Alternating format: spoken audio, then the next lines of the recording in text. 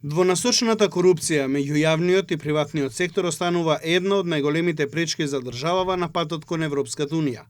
Делот кога компании и државни службеници меѓусебно си обезбедуваат незаконски привилегии, едните преку финансиска или друга корист, а другите преку влијание врз одлуки, тендери и дозволи, е честа практика и во земјите во регионот. Како да се спречи влијанието меѓу јавниот и приватниот сектор и да се зајакне интегритетот на институциите?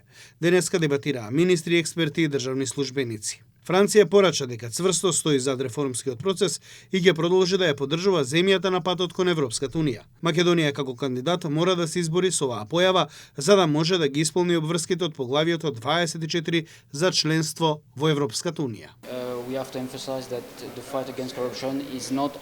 Потенцираме дека борбата против корупцијата не е нешто кое што се бара, туку е нешто кое што е многу важно само по себе, затоа што е важно за граѓаните.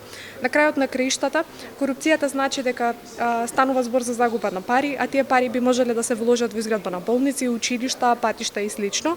И се на се, спречувањето на корупцијата е важно за целото општество. Председателот на антикорупцијската комисија Адем Чучу ја упати апел до собранието да се изгласа поднесената стратегија за намалување на корупцијата за следниот 5-годишен период. Патем во истата стратегија има внесено и насоки за намалување на корупцијата на релација бизнис-државни институции. Интегритетот само во јавниот сектор не е доволен, треба паралелно да се отвора дискусија со приватниот сектор, кој е другата страна, да речем, што може да продуцира корупција. Оттаму ваквите настани се особено значени со цел да се дискутира за ризиците за корупција и да заеднички да се предлагаат мерки за нивно надминување. Покрај државните институции на владиниот сектор, процесот ќе биде воден и од страна на експертите. Франција со нивната експертиза активно ќе помага во борбата со корупцијата во Македонија. За прв пат го вклучуваме важноста на бизнис секторот и спречувањето на корупцијата во бизнис секторот. И сакаме да упатиме една позитивна порака.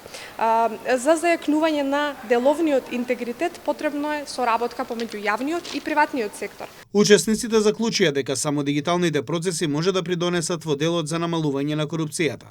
Најмала можност за корупција има доколку сите активности се одвиваат преку дигитални алатки со максимално исклучување на луѓе во процесите на прибирање и реализација на финансиски понуди.